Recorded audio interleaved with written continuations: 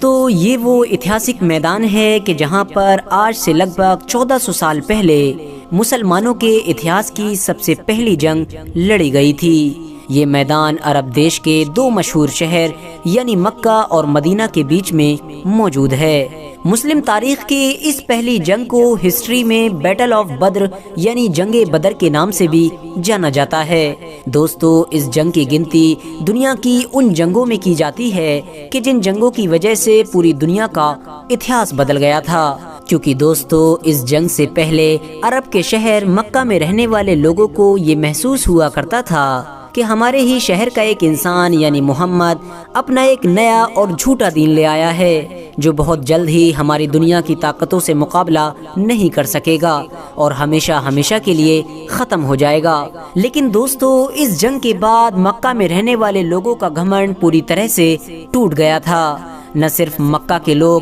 بلکہ پورے ہی عرب کے وہ سارے لوگ کہ جو ابھی تک مسلمانوں کو ایک چھوٹی اور کمزور سی جماعت سمجھا کرتے تھے، اب وہ لوگ مسلمانوں کو سیریس لینے لگے تھے۔ بھلا کیوں نہ لیتے، کیونکہ اس جنگ میں مسلمانوں نے صرف اور صرف 313 سپاہی ہونے کے باوجود بھی 1000 سے بھی زیادہ لوگوں کا مقابلہ کیا تھا۔ RH نیٹ ورک کے نالجیبل فرینڈز، اب اگر بات کی جائے اس جنگ کے بیک گراؤنڈ کے بارے میں، یعنی اس بارے میں کہ آخر یہ جنگ ہوئی کیوں تھی، تو دوستو آپ کو بتاتے چلیں کہ جب تک مسلمان مکہ میں رہے تھے تب تک ان لوگوں کو سیلف ڈیفنس میں بھی کسی کے اوپر ہاتھ اٹھانے کی اجازت نہیں تھی۔ یہی وجہ تھی کہ مکہ شہر میں مسلمانوں کے اوپر بے انتہا ظلم و ستم ہونے کے باوجود بھی مسلمانوں کے آخری پیغمبر یعنی حضرت محمد صلی اللہ تعالی علیہ وسلم نے اپنے کسی بھی ماننے والے کو کسی کے اوپر بھی ہاتھ اٹھانے کی اجازت نہیں دی تھی۔ لیکن جب مکہ کے لوگوں نے مسلمانوں پر ظلم و ستم کرنے میں اپنی ساری حدیں پار کر دیں تو پھر اللہ کی طرف سے مسلمانوں کو مکہ سے مدینہ کی طرف ہجرت کرنے کا حکم دیا گیا، یعنی مسلمانوں کو یہ آرڈر دیا گیا کہ وہ مکہ سے مدینہ شہر میں شفٹ ہو جائیں، کیونکہ مدینہ شہر مسلمانوں کے لیے محفوظ تھا۔ لیکن مسلمانوں کے اب مدینے میں شفٹ ہو جانے کے بعد بھی مکہ کے لوگوں نے مسلمانوں کا پیچھا نہیں چھوڑا، اور اب ان لوگوں نے دھیرے دھیرے مدینے میں رہنے والے بڑے بڑے سرداروں کو دھمکی سے بھرے ہوئے خط لکھنا شروع کر دیے، جن خطوں میں یہ لکھا ہوا کرتا تھا کہ تم لوگوں نے ہمارے لوگوں کو پناہ دے رکھی ہے، تم کو چاہیے کہ تم لوگ جلد سے جلد ان لوگوں کو واپس ہمارے پاس بھیج دو، ورنہ ہم لوگ تم لوگوں کے اوپر حملہ کر دیں گے۔ جس کی وجہ سے اب مکہ اور مدینہ کے لوگوں کے بیچ چھوٹی چھوٹی جھڑپیں ہو جایا کرتی تھیں، کیونکہ دوستو دوسری طرف مسلمانوں کو بھی اب اپنے سیلف ڈیفنس کی اجازت مل چکی تھی، یعنی ان لوگوں کو یہ حکم دے دیا گیا تھا کہ اب وہ لوگ ظلم سہنے کی بجائے ظالم کے ظلم کے خلاف اپنی اپنی تلواریں بلند کریں۔ دوستو، ایک بار مکہ شہر کا ایک تجارتی قافلہ یعنی ایک بزنس پرپس کا قافلہ ملک شام یعنی آج کے سیریا سے مکہ شہر میں واپس آ رہا تھا، اور اس قافلے کی سرداری ابو سفیان نام کا ایک ایسا انسان کر رہا تھا کہ جس کو اس دور میں مکہ کے سب سے بڑے سرداروں میں سے ایک سردار مانا جاتا تھا۔ حالانکہ دوستو ساتھ ہی ساتھ آپ کو یہ بھی بتاتے چلیں کہ ابو سفیان نام کے اس انسان نے بھی بعد میں اسلام دھرم قبول کر لیا تھا اور یہ بھی مسلمان ہو گئے تھے۔ دوستو، سیریا سے مکہ کی طرف واپس آنے والے اس قافلے کا راستہ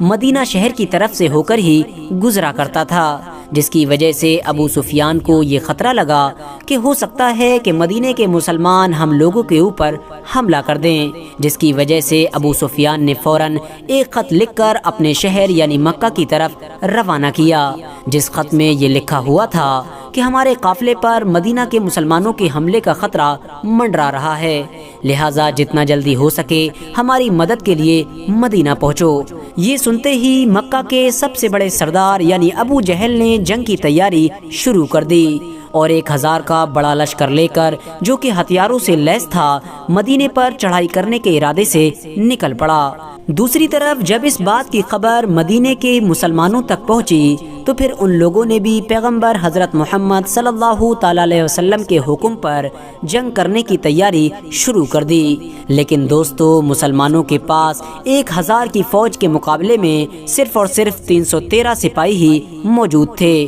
اور جہاں ایک طرف مکہ والوں کی فوج ہتھیاروں سے لیس تھی تو وہیں دوسری طرف مسلمانوں کی پوری فوج کے پاس صرف اور صرف 2 گھوڑے، 70 اونٹ اور چند تلواریں ہی موجود تھیں۔ جس سپاہی کے پاس تلوار تھی اس کے پاس نیزہ نہیں تھا، اور جس کے پاس نیزہ تھا تو اس کے پاس تلوار نہیں تھی، اور کوئی تو سپاہی ایسا بھی تھا کہ جن کے پاس ان میں سے کوئی بھی چیز موجود نہیں تھی۔ تجارتی قافلے کے سردار یعنی حضرت ابو سفیان کے جنہوں نے خط لکھ کر مکہ کے سردار یعنی ابو جہل سے مدد مانگی تھی، وہ اب ایک خفیہ راستے کے ذریعے سے اپنے پورے قافلے کے ساتھ مکہ واپس پہنچنے میں کامیاب ہو گئے تھے، جس کی وجہ سے اب انہوں نے ایک بار پھر سے ایک خط ابو جہل کی طرف روانہ کیا، جس خط میں انہوں نے لکھا کہ ہم پوری سلامتی کے ساتھ مکہ شہر واپس پہنچ چکے ہیں، لہٰذا اب تم کو بھی چاہیے کہ تم اپنی پوری فوج لے کر واپس مکہ آ جاؤ۔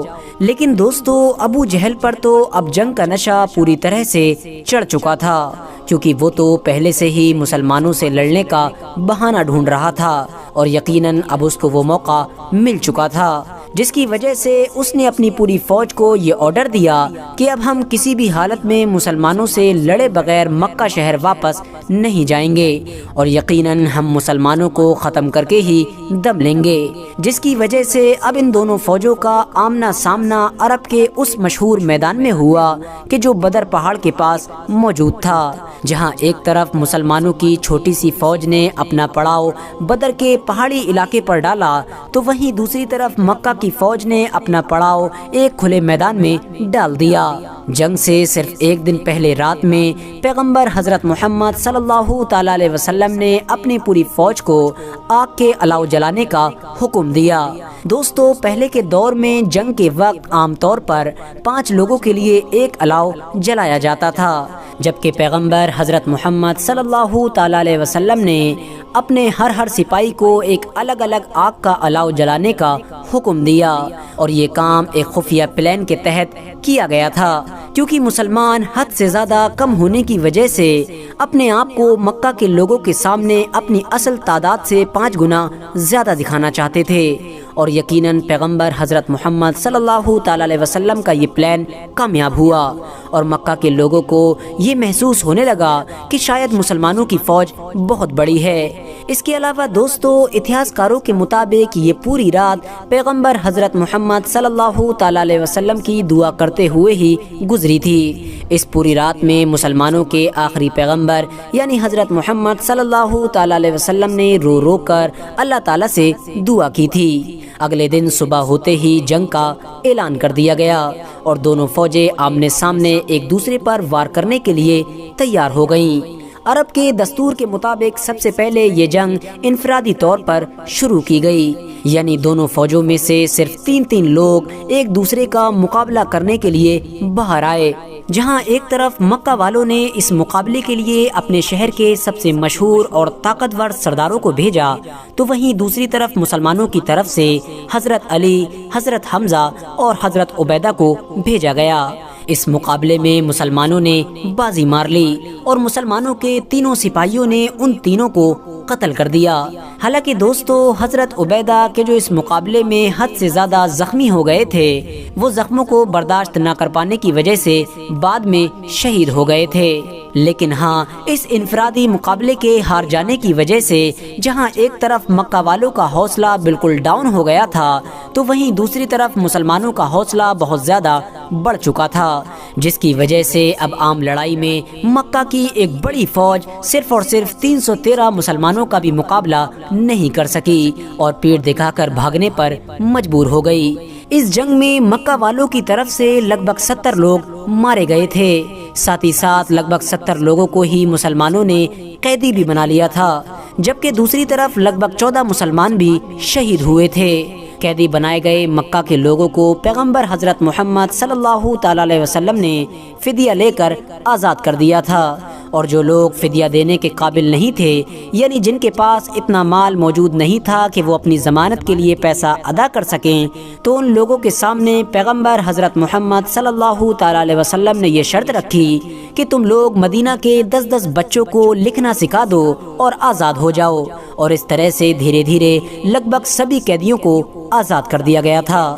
دوستو، یہ جنگ 13 مارچ 624 عیسوی کو لڑی گئی تھی۔ جس دن یہ جنگ ہوئی تھی اس دن رمضان کا 17واں روزہ تھا، اور یہ جنگ دوپہر کے وقت تک ختم ہو گئی تھی، اور اس جنگ کے بعد سے ہی مسلمانوں کو آس پاس کی لگ بھگ سبھی طاقتیں بہت زیادہ سیریس لینے لگی تھی، کیونکہ دوستو اس جنگ کی سب سے خاص بات یہ تھی کہ اس جنگ کے بعد مکہ کے لوگوں نے یہ دعویٰ کیا تھا کہ ہم کو مدینہ کے مسلمانوں نے نہیں بلکہ کسی آسمانی طاقت نے ہرایا ہے، اور اس کی وجہ یہ تھی کہ مسلمانوں کے عقیدے کے مطابق بھی اس جنگ میں مسلمانوں کی مدد کے لیے آسمان سے فرشتے اتر آئے تھے، اور اس کا ذکر مسلمانوں کی سب سے پوتر کتاب یعنی قرآن مجید میں بھی موجود ہے۔ فی الحال دوستو، آج کی اپنی ویڈیو کو ہم یہیں پر ختم کرتے ہیں۔ ویڈیو پسند آنے پر نہ صرف ویڈیو کو لائک کریں بلکہ اپنے فرینڈز کے ساتھ بھی ضرور شیئر کریں، اور اسی طرح کی نالجیبل اور ہسٹوریکل ویڈیوز ہمیشہ دیکھنے کے لیے ہمارے اس چینل کو سبسکرائب کر کے